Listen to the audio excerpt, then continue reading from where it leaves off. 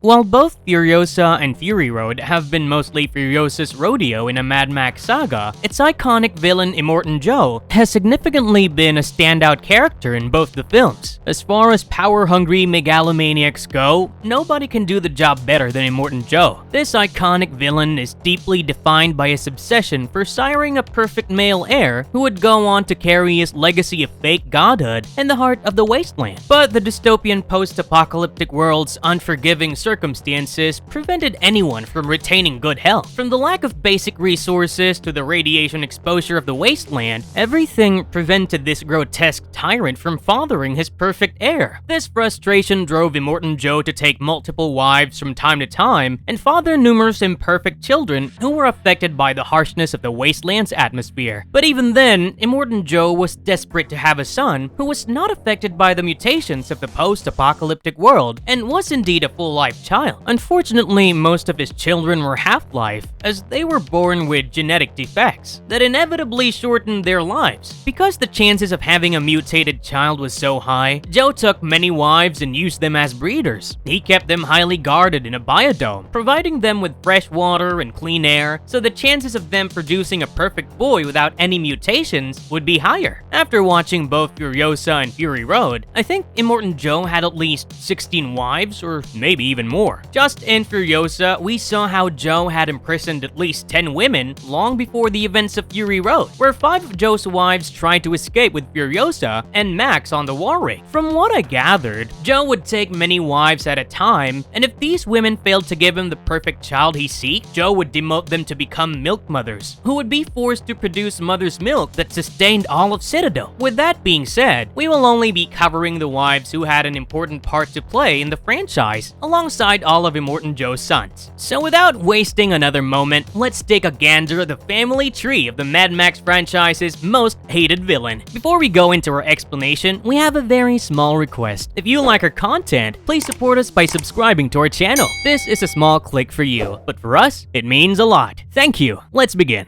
The Splendid Angharad. Angharad was apparently the most favorite among all of Immortan Joe's wives. While many people believe it was because she was the prettiest, the biggest possibility is that Angharad was pregnant, and Joe believed she had the potential to carry his perfect heir. Like the other wives, Angharad was held captive in Joe's citadel, and even though she lived in a relatively luxurious manner as compared to the rest of the citadel, Angharad was repeatedly raped by Joe, to a point that she began to loathe her existence and even went on a self-harming spiral. In the tie-in prequel comics released after Fury Road, Angharad was forcibly impregnated by Joe, and was later caught by Imperator Furiosa right when she was about to perform an abortion on herself with a mirror and makeshift wired tongs. Initially, Angharad and the other wives had a tense relationship with Furiosa, who often called them brats and scolded them for being spoiled and privileged. Angharad hated the fact that Furiosa did not understand how they suffered as Joe's sex slaves and breeders, as she was too focused on being disgusted about how Joe's wives used precious fresh water for bathing, while thousands died first. But over time, after Furiosa witnessed what Immortan Joe put his wives through, her relationship with Angharad grew into one of mutual respect. So finally, one night Furiosa helped Angharad and the other wives escape Joe's clutches by hiding them in the war rig. Angharad was heavily pregnant during this time, and even though she had grown to resent her body for carrying Joe's child, she was assured by others that her child would grow up to be brave and beautiful like her. Not just that, she was easily the most fierce one amongst Joe's wives and almost acted like their leader. She also played a crucial role in convincing the other wives that they needed to leave and get away from Joe's fabricated jail before it consumed their minds. Even when Max shot her in the leg while she was trying to stop him from stealing the war rig, Angharad stood still and barely flinched in discomfort. Despite this, Furiosa and Max decided to work together after Furiosa reminded Max that he could not count on the mercy of a tyrant and that injuring Joe's favorite wife would only make things worse for him. During Joe's next chase after the rig, Angharad actively tried to stop him. She protected Furiosa from Joe's gunfire and stepped out of the vehicle to cut a chain attached to the rig. Although she dodged a rock while getting back inside, she lost her footing due to her leg injury and fell from the rig. According to Max, she went under the wheels of Joe's vehicle, but Joe crashed in a desperate desperate attempt to avoid hitting her. Unfortunately, Angharad eventually died from her injuries, and Joe had the organic mechanic perform an emergency C-section to save her baby. But Angharad's baby could not make it, even if it was a perfectly healthy boy free of any genetic disorders. This practically boiled Immortan Joe's blood, because if Angharad hadn't died, she would live to give birth at the right time and finally provide him with the right heir that he longed for.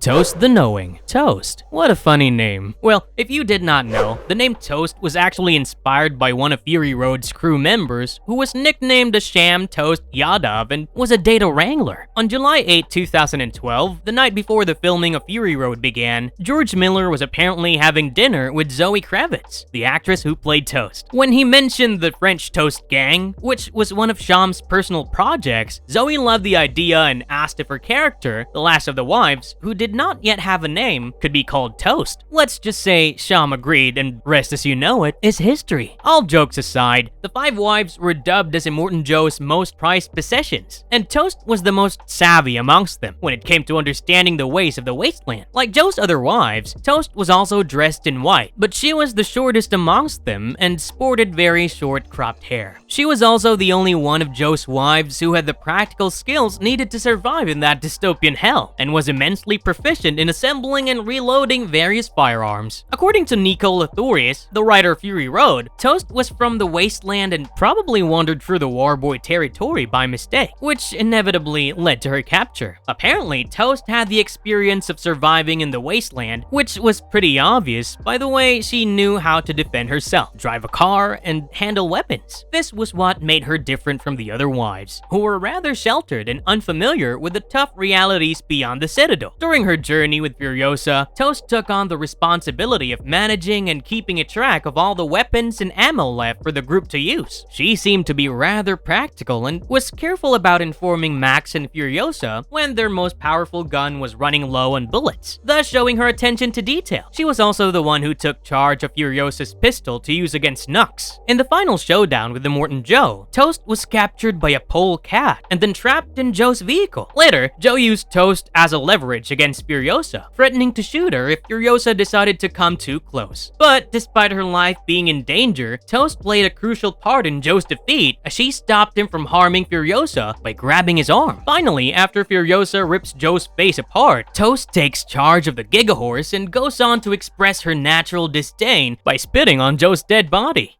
Capable. Out of all Joe's wives, Capable seems to be a true empath, who had the ability to be kind, trust someone, and understand them, even if she had endured a life of constant hardship and abuse. Like the other 4 wives, she also wore white and had long red hair. But we don't know what life Capable lived before she was captured and forced to be one of Immortan Joe's wives. When Furiosa was put in charge of briefly guarding them, Capable yelled at her often and, well, let's just say they started on quite a rough note. Capable believed that Furiosa lacked any form of empathy for their plight and almost hated her for calling them privileged. But their relationship softened when Capable apologized for her behavior and admitted that she was jealous of Furiosa for being strong and independent. After Capable managed to escape the Citadel alongside the other wives while hiding inside Furiosa's war rig, she was first met by Max Rokotansky, an unconscious Nux, when they crashed their vehicle near the war rig, after barely surviving a deadly sandstorm. As Max took control of the war rig, Capable and the other wives also joined forces with him and Furiosa. Later, when Nux came back to stop them, Capable berated him without holding back her feelings and called him just a mere pawn in Joe's war, before throwing him out. After the whole group made out of Gastown, Joe and his war parties, including Nux, chased them down. When Joe tried to kill Furiosa, Capable and Angharad managed to foil his attempts. But in this rush, when Angharad was killed, Capable and the rest of the crew were deeply affected. Needing a moment alone to grieve, when Capable offered to check the back of the rig, she found Nux hiding out, weeping himself in a self-pity and bashing his head on the floorboards. Instead of alerting others, Capable decided to give him the benefit of her doubt and actually listen to him, as Nux explained the mystery of his own struggles as a war boy. Capable actually managed to convince Nux that it was his destiny to make it out of Joe's control, because he had much more potential than to throw away his life as a war boy. After she went back to her seat at the front of the war rig, Capable also chose to hide the truth about Nux's presence from others, seeing it as the right thing to do. Following this, when the group got stuck in the mud flats of the bog, Capable and Nux worked together to free the war ring, despite others not liking the idea of a war boy joining them. Capable defended him with passion and mentioned how his skills as a rev head might come handy to them. Good thing that the group reluctantly agreed to Nux's plan, as it turned out to be successful just in time and allowed them to escape the pursuing war parties, especially the bullet farmer. Before leaving, Capable helped Nux chop off the length of the chain attached to him, allowing him to kiss her on the cheek for her help and then return to the war rig. From then on, Nux is welcomed into the rig's cab alongside Capable. After the group finds the remaining Volvolinis of the Green Place, Capable and Nux share a quiet moment with the other survivors as they watch the satellites glowing in the sky. Later, when the five wives, Furiosa, Nux, and the Volvolini decide to follow Max's suggestion to return to the Citadel and seize it from Immortan Joe's evil clutches to start a fresh life, Capable is the first one to believe in Max, while the others still hesitate. She argued that they could use Nux to set up a perfect ruse, as he would be pretending that he was returning all of Joe's precious wives back to him. They all agree to this plan when Nux mentions how this idea felt like hope. On their way back, they were naturally attacked by Immortan Joe and his war parties as they reached near the Citadel. Nux then assured Capable that he would stay back to buy them more time by jamming the throttle and return back to join them once it is done. While she unwillingly leaves him behind, Joe's son, Rictus, turns up to threaten the entire group. Nux, who was now driving the war rig, realized he had to make a necessary sacrifice to save the others and crash the rig, killing Rictus and himself. As Capable watches him crash in grief, she responds with a gesture that the Volvolini use to remember those who have died. Nux's brave sacrifice ultimately allowed Capable and the rest of the crew to return to the Citadel as heroes after Joe's demise. During their last journey back home, Capable helps Furiosa stay conscious while Max tend to her injuries. Upon their arrival, we witness Capable quietly join the others as they are lifted up on the elevator, marking their return to the heart of the wasteland. The Dag. We again do not know much about the Dag's previous life, but she's the only one of Joe's wives who was not afraid to rebel. In the comics, she mocked Joe in his absence and often mimicked him, saying that he would rather make love to a war boy. One night, when Joe showed an interest in taking Cheedo's virginity, the Dag spoke up boldly, telling him not to touch her and reminding him that Cheedo was the only thing left untouched by his corruption. As a result, Joe dragged her aside, beat her up, and raped her, in order to teach her a lesson for her defiance. Not just that, he also punished his other wives for being ungrateful and forced them to wear toothed chastity belts. After she escapes from the Citadel alongside others in Fury Road, we first see the Dag with a pair of large bolt cutters, as she used them to cut the padlocks of all the chastity belts that Joe's wives wore. When Max pressures the Dag to use the same bolt cutters on the chain and IV that connects him to Nux, she struggles to cut it off, allowing Furiosa the perfect distraction to attack Max. But sadly, he overpowers her and takes the war ring. As the journey continues and Furiosa convinces Max to let them join him, the Dag was initially suspicious about the man, but gradually as time passes, she begins to trust him. Throughout the film, we see the Dag to have very sharp observation skills, as she warns Furiosa and Max about approaching dangers from Joe's convoy twice. Not just that, she was also very quick to recognize that the wetlands they passed was actually the area that was formerly known to be the location of the Green Place. During a conversation with the Volvolini, the Dag mentioned that she was carrying Joe's child, confiding in the Keeper of the Seeds about her pregnancy. She was worried that her child would also be ugly or deformed due to Joe's poisonous genes. But the Dag found comfort when the Keeper of the Seeds suggested that the baby might also be a girl. Although they bond over their discussions about planting and fertilizing seeds in the desert by using decaying animal flesh as makeshift soil. Sadly, when they return back to the unguarded Citadel with the Volvolini, the Keeper of the Seeds tragically dies in the final battle against Joe and his war boys, but the Dag makes sure to take the seeds with her as they leave the war ring, ensuring that the Keeper's work can continue despite the loss.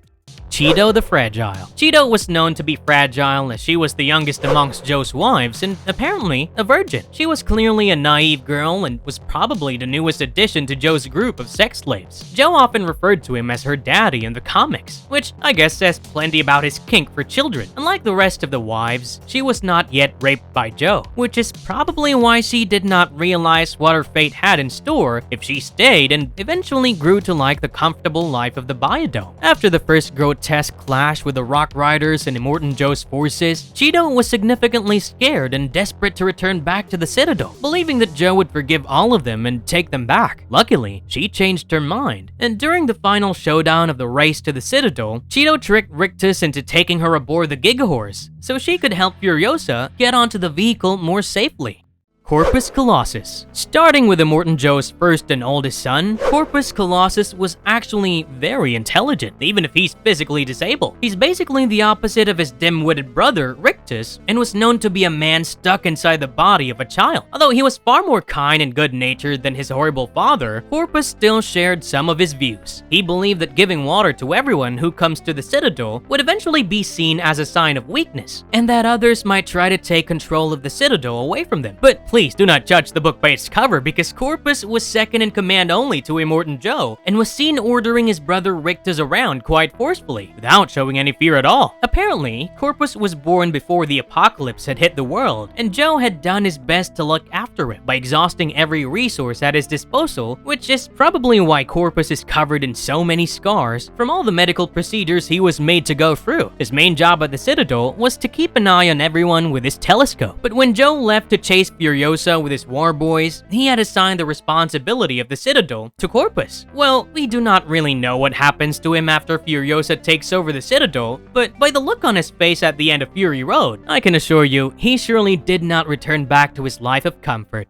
Rictus Erectus. Rictus is an enormous man who is nearly 7 feet tall, with a large muscular build and a shaved bald head. Like his father, he needs clean air to breathe and uses an apparatus on his back made from engine air filters that is connected to a nasal cannula. Ironically, Rictus's armor is adorned with baby doll heads of various sizes, instead of the usual Immortan Joe logo seen on Joe's other forces. These baby heads are also on the bumper of Rictus's vehicle, which possibly reflects his childlike nature, because after all, Rictus was a child stuck in a beast's body. Despite his immense physical strength, Rictus had cognitive disabilities, with a social behavior resembling that of a prepubescent boy. So, unlike his brother Corpus, who was physically weak but intellectually strong, Rictus was intellectually weak but physically powerful. In the comics, Rictus was first seen while the organic mechanic was conducting a health checkup on the 5 wives. Upon finding out that they were ovulating, Rictus tried to lunge himself at one of them, but was quickly stopped by Immortan Joe, who threw him out of the biodome. Apparently, apart from Furiosa, nobody could stand up to Rictus, which is why Joe had appointed her as a bodyguard to protect his precious wives. During the events of Furiosa, he served as a henchman for Joe and was seen to be rather vocal, to a point that he was often overruled by his other brother, Scabrous. After Immortan Joe made a deal with Dementis and acquired a young Furiosa, Rictus was immediately taken by her. Given that he had lacked any social skills and had an underdeveloped brain, Rictus thought Furiosa was a doll and was eventually obsessed with her, to a point that he tried to touch her without consent. This naturally made a young Furiosa super uncomfortable, causing her to flee from the biodome for her safety. Rictus ultimately died during the events of Fury Road, where he joined his father's war party to chase down Furiosa and Max, but only ended up losing his life when Nux crashed the war rig in a canyon.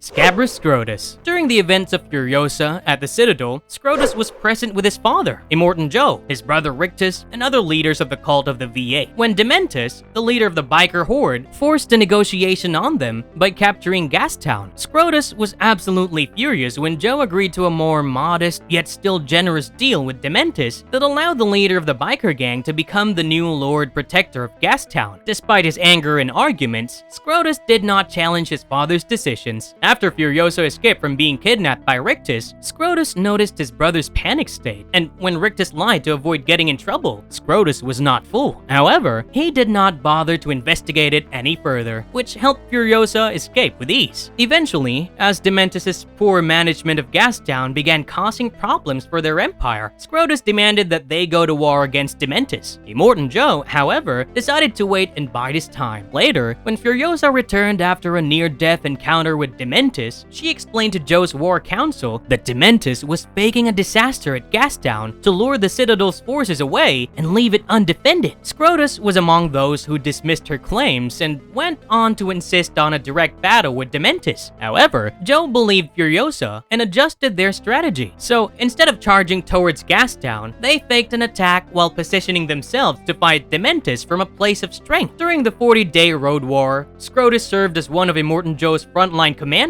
Despite his impatience and lack of tactical finesse, he proved to be quite the capable warrior and leader in open combat. Eventually, the horde was nearly wiped out, and Dementus fled, never to be seen again. Though, in reality, Furiosa captured and imprisoned him as a living fertilizer. So, with that, we come to the very end of the list of members in Immortan Joe's family tree. It's believed that Joe had many half-life children during his reign, but they were likely killed before they even grew up. Anyways, before you leave, do let us know which one is your favorite Mad Max film in the comment box below. And if you liked our content, don't forget to leave a like and subscribe to us if you haven't already. Have a good one and be safe. Thanks everyone!